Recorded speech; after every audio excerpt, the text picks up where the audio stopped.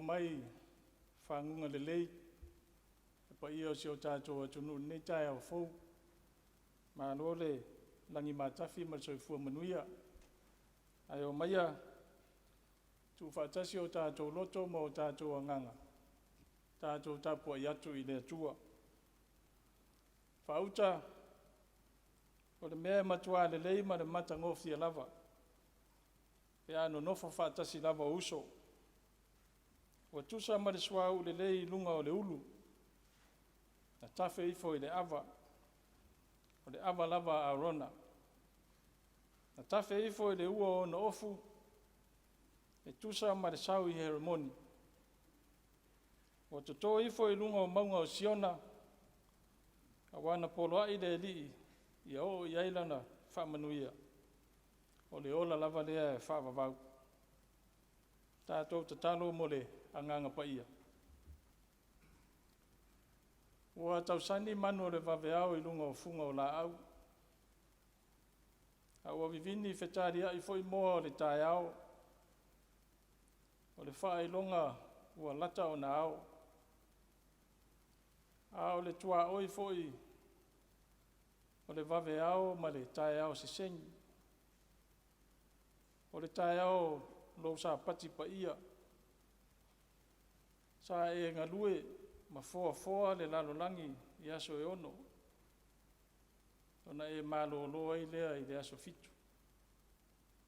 Sila atu la ua fio i mea umana whaia. Ua le lei ma ua mātango fie. O poto lau whanau le nei tae au fōu o lo sa pati pa ia. E whai ma sui o si o mātou e kāle si au au. Whapea fo ilo ua tunu a toa. Mātou te sula ina le alofa. Ma le anga lele i tele o lau fio ia i mātou. E tai ela ngona e o mātou tangata le whatau waa. Ma le le tala whea ngai ono o mātou. Whaafesa ngai ma le pa ia siri ese o lau fio. Mele o mātou mua i te talo ai. Se e papatiso ina i mātou e ala i loa nganga pa ia. O le nganga mātou te mauai, le malosi. Mātou te whaatino e le nei tāpua inga. Nei e iwa tu mea uma i le whaasiri ina o le vi inga o lau fio. O mātou ole ma, wāla au, e ala le sua whapere o Jesu le li ma le whaola. Amen. O le whaitauina o le tusi pa ia. Maua le tusi whaitau mo i tātou nei tae au. Mai le tusi o Filipi. Filipi o lonu tā upo e lua. A mata le whaitau mai le whai upo mua.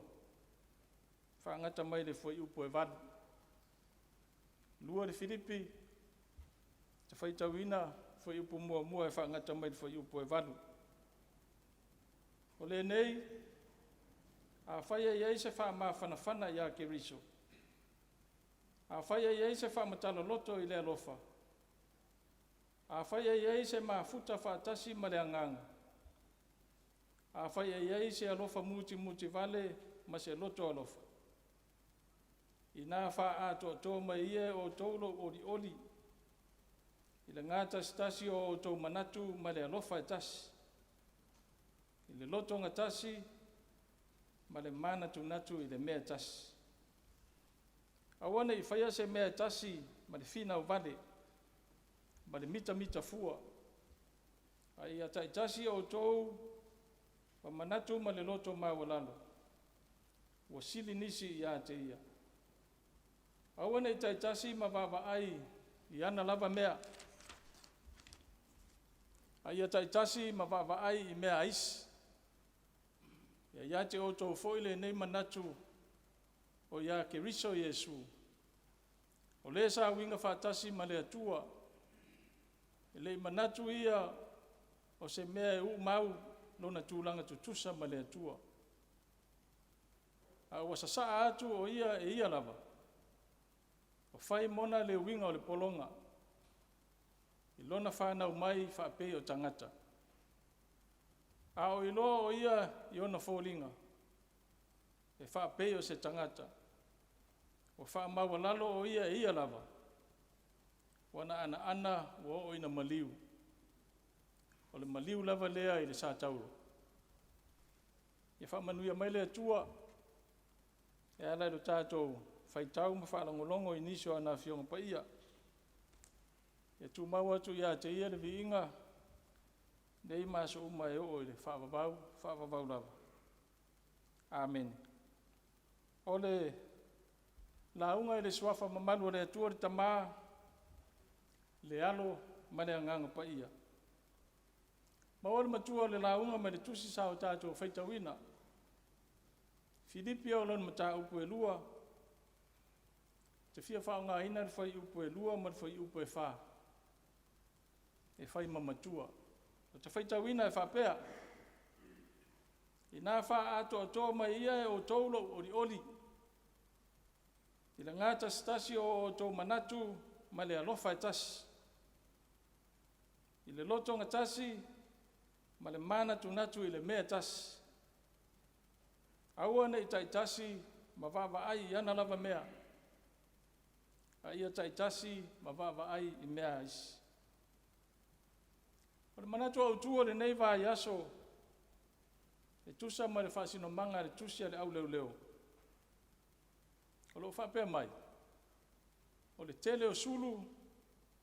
E mau aifi ngota. There is great success in teamwork. A whaamatala a jid. E tele le manuia pe a ngā lulu e whaatasi. O se whaupunga po o se muanga ngana. E maasani ona tātou whaalongo iai mai le whaatama soari inga ele ngata i whale. O le whaangota ina o le sami. O le whaiva o le tofuina o le moana sau e sa ili whingota. E mō mi ai le tele o sulu po o mō li e tu whaatasi. E maa se a venga pe a tau soa whaatasi. E a le ananis. E a le punanis. E olo pito waa. E ngā lulu e whaatasi. E loto ngā tas. E tutu whaatasi. Tātou te manu mālo. E a tātou tutu whaatasi. E tātou te whaia ina ma toi lalo. Pe a whea vai ai. E sili le tō lua i le tō tas. O le maia foi e sautua tōru. E le vave mōtu sia. Ma le tene o isi whaupunga.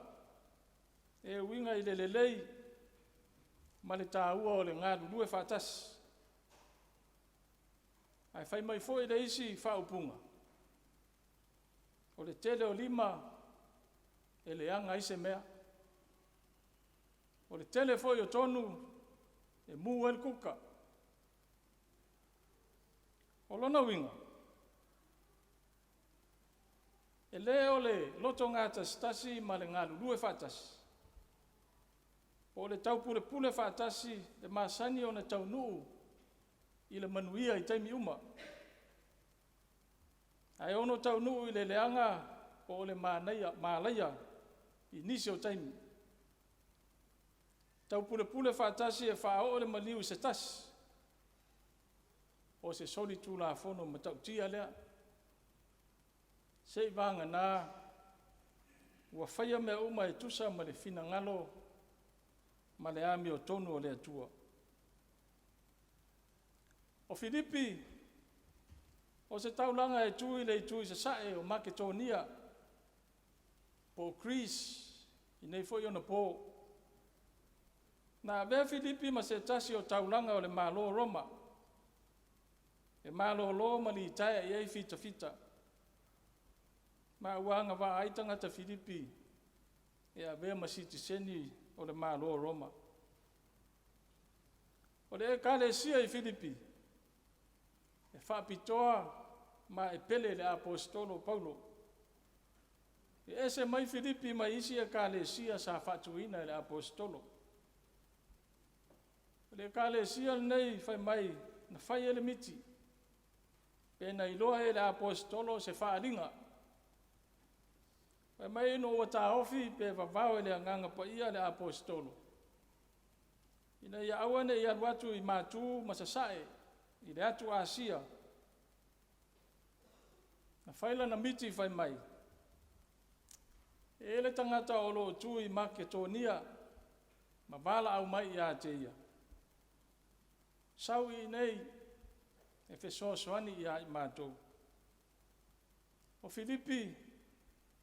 O le ekalesia mua lea na whaatuina le apostolo Paulo le atu Europa. I langa malanga wha misionari lo na lua. O le olua i tangata na talia ina le tala inga a Paulo i Filipi. O le whawhine o li tia. O le whawhine whaatau i e pāauli. O lona winga. O le whawhine milionea pe tū le lei foi. E lo ta ua le tuspa ia. Pe yeise tō lua ma se whanau li tia. Ai whai mai na papatiso li tia malona a inga. Ma avea ma a inga sa whamautu iai le apostolo mo na so. A tonu tasi lea ma fuaanga. E ma whanawhana ma vāvā la lata tere ai le whesota inga. Po le whainga pāanga Paulo ma le ekalesia i Filipi. Ma sani ono lato lafo tupe ma mea alofa. E whesosoa ni ai le ngā ruenga wha misionaria na apostolo Paulo. A toi ma tangata mātitiva i Jerusalema. Ai maise le taimi o iei le apostolo le whalipuipui. E mai au whalipuipui le apostolo Paulo i Roma. Na wina le ekalesia i Filipi Epafroti. E asi ma ave mea alofa i le apostolo i le whalipuipui. E le whaingofia le malanga Epafroti. Na mai toi a oti ai. Na tau whao le mai ma le mangalo i le ola o le awauna. A o le toi maua o siona malos. Le ana toi a wina ai e le apostolo i Filipi. Ma le tusi a le apostolo e peo na tato o whaita wina. O le tusi whaafitai a le apostolo e le ngata i mea alofa o tupe a o le tatalo ma le lango le ekalesia e Filipi i a te ia. Ai whapea foi ona whaeloi le ekalesia. Le whesoasoani ma le whaamalo si aua Epafroti a o iai le whalipuipui. A toi ma le whaamalo si aua le apostolo le ekalesia. Ia tu mau le whaatuatua, le loto mau alalo o le ono sai. Ai maise o le whaauau i le ngā tasi le manatu ma le alofa e tasi.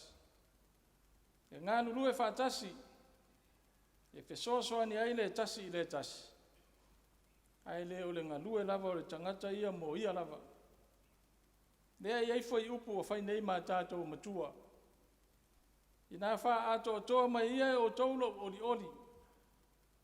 I le ngā tasi o tau manatu ma le alofa e tasi.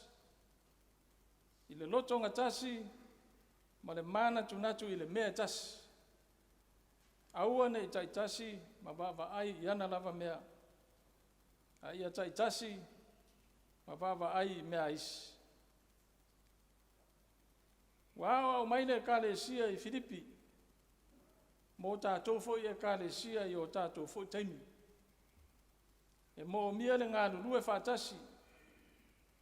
O le whaife au ma le au lotu. Ia tasi le loto, tasi le manatu. Tasi le alofa i mea le lei. E tusa ma le finangalo o lo tātou alii o Yesu Keriso. Le tāua o le ngā lulu e whaatasi. A e fusia mea uma i le alofa. O le alofa e lavatia mea uma. E le a mio mātanga. E le sa idia ia na lava mea. E le wha ita ngō fie. E le fai tau le anga wa tu ina mai anis. E le fia fia i le ami o le anga.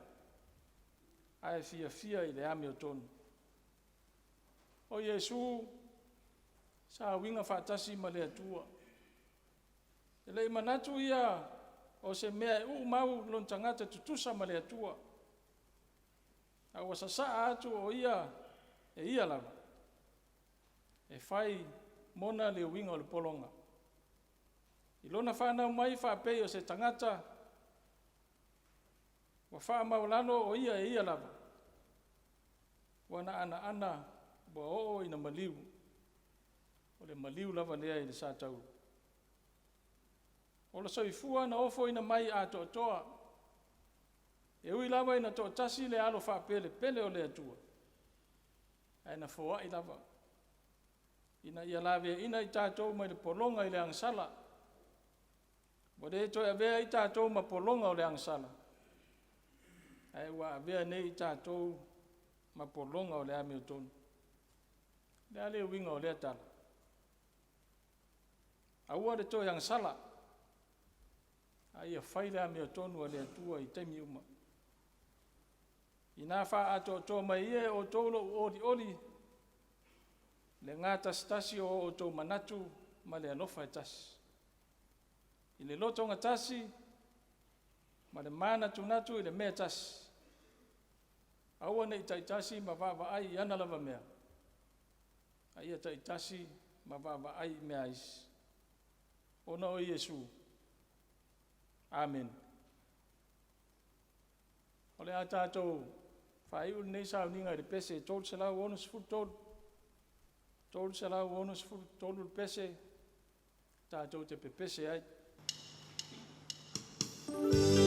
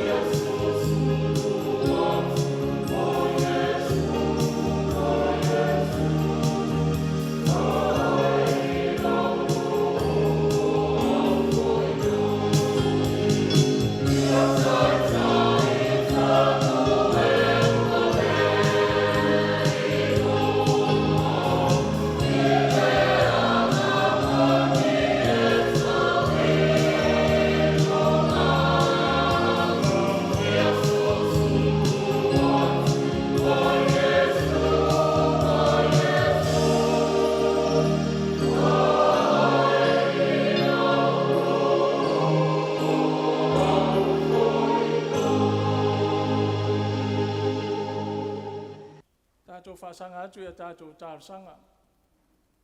O te talo o le whaafetai, whātua senga, ma momori o tātou manao i le atua. Whātasi e mara te talo whaamanuia. Tātou ifo, ma te talo i le atua. E pa ia, e ma malu la u fio lo mātou atua. Le atua lava la u fio, mai le vavau e o i le wha vavau. O le atua na fōfōina mea uma. E le aise mea na whaia e le whaia e la u fio. O le atua fōi, sa i ele manatu i aso ana mua. O le atua e tau mamao mai mātou. O le atua e a fio i maunga mau lulunga ma le langi. Au le ua mlata la ta mai la o fio ia i mātou. E ala i lo waru pelo i Jesu Keriso. O le upu o liu tino tangata. O le atua ua whaatasi mai mātou. A fio ifo ia i le langi. Ina ua mawai aso e tolu i le tuunga mau. Au ino ifo le anganga pa ia. Wa ave nei mawhisosoa ni sili ia i mātou. Ua mawai madi atu le pongi sa tele. Sa tō whawha lo atunu ma o mātou momoe ngā pepe. Pe i mātou ni tangata uoti. Sa le manatunatu i mātou i la ua fio ma lo walofa. Au mala fo i wha natura, wha malu mai o mātou runga. So poloa al malanga al malima le oti. Au e toi wha tu i mātou mai o mātou moenga. Me lea o mātou wala usu i le vi inga o la ua fio. I le nei tae au o lo sa pati pa ia. Whaia i mātou masui o lo watunu, manau e kāre sia au au. Mātou te sula ina le alofa ma le anga le leitele o lau fio. Mātou whaaftai, awa o le aso mātou loto e whai. Pēna o mātou momoe, ma momoe atua i lava e le toi ala mai le tae au. E mātou te ala mai fo i le tae au. Au o mātou fiu e whaatani le la o le oso ai. Au fōringa i o lo walofa e tū mau ma wha wau pēr mo i mātou. Mātou whaaftai o ma vai atu le nā vai aso sai o na whe au ma o na ngā luenga. Le whita i tunga o lo atunu i so se whe au ma so se tiute mo e to tofi ai mātou. Le ngalue ina o le vau matua ia mātou whaatoanga. O a mātou lafu manu.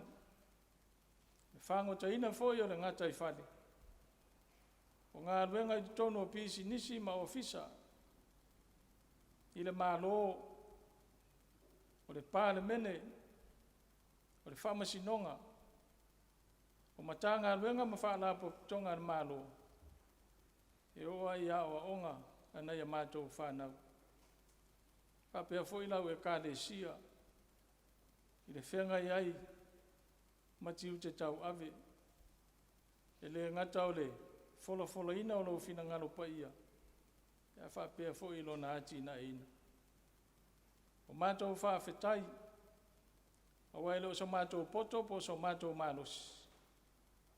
O mawhai ai.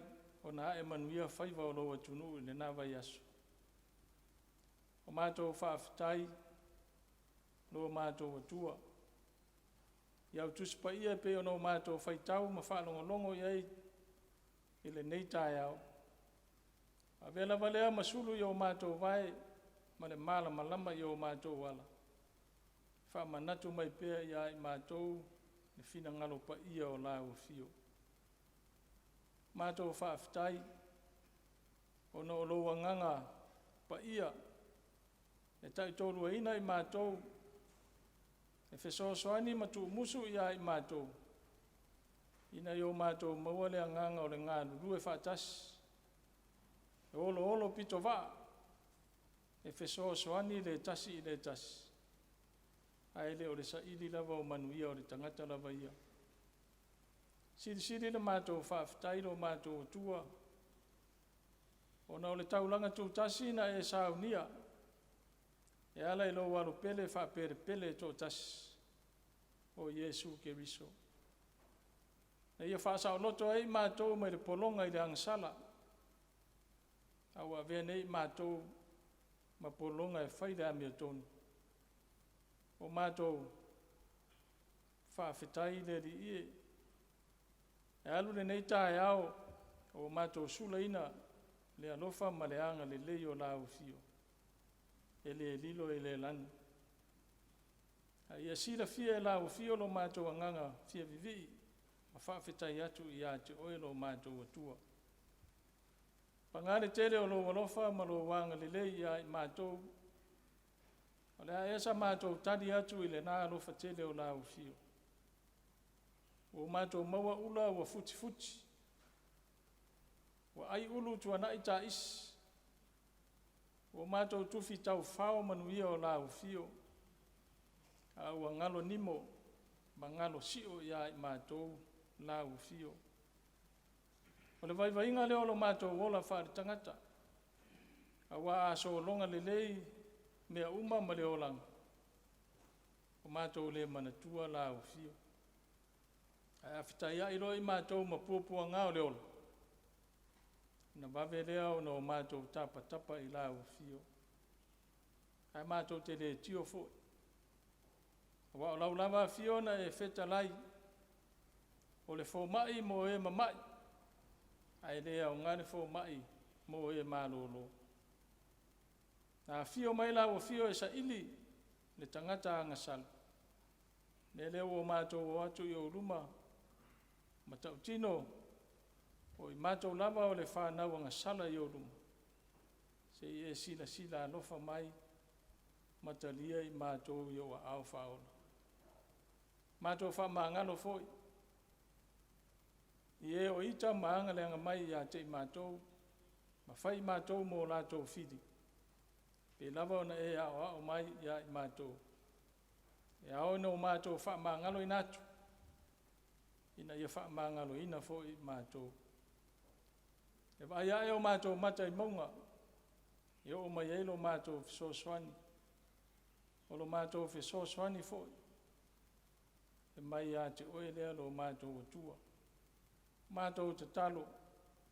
O e si la fia me manuia ilo watunu. Ilona ati nai. Ma tau mawhainga ese. Matou te talo. A mata mai lava i lea o mamalu le malo ma le masiofo. Le fono o suito fia ma le wharetua. O le pāle mia ma le kāpeneta. O le whafonga whetalai ma le pāle mene. O matanga luenga ma whaala po putonga le malo. A pea foi le whaamasino sili, le presidente ma le ofisa o whaamasinonga. O le au whai pisi nisi, o pule ngā li ma whai pule, sa o au ma tamai tai, wharitua foi ma tausi. E o ai le mālosi o le nuu, manai a mātou whanau, i a lātou wa o onga. Mātou ta talo le li ie, se i e alofa, ngā lue mailo wa nganga pa ia, o le anganga e mātou te mauai le mana ma le mālosi. E mawhai eno o mātou ngā lulue whātas. E āti ae si o mātou atunu ina ia manuia o tangata anu. O mātou te talo foi. Anga lelei, lau fio i lau e kāle sia mo on taitai. Ilona tau āti na ina. Ma le whianga iei ma le upo fola fola. Ai maiso le nei aso le alo le tala le lei, so se fata fai tauranga. Ia alu lava ma le mana o lau fio. Ia tele ni anganga e maua, mo lau fio, malo malo. Mātou te talo foi. Mo mātou a inga. O lo ia tonu e mamao, lo lātou ngā rurue, ma fesoa soani mai ia i mātou. Ia whamanuia tele lau fio, I te ute ma fe au o whenga iai. I o lātou langona pēa le loto alofa. Lo lātou sao tā ua lo mātou ngā lulue whātasi. Lo mātou ati na e ina o nuu o a inga male atu nuu malau e kāle sia. O mātou te talo nā le li ie. Whātasi e mare tele, male ano ai o te talo le oa lau whānau. Mātou fusi whātasi, ma wha e nifo le whaitaulang. Lo mātou loto taritonu, ma le whātua, e le aise mea e whaingatai la ua fio, pe a e fina ngalo ai. A o le manuia, ma le file mu foi o le atua, o lo siri lava, i mea uma e manatu i ai. E leo ina i o tau loto, a toa mo o tau mawhau. Ia ke riso Iesu. Mafutaina i mātou e le anganga pa ia. Nei maaso uma e o le whaavavau lava. Amen.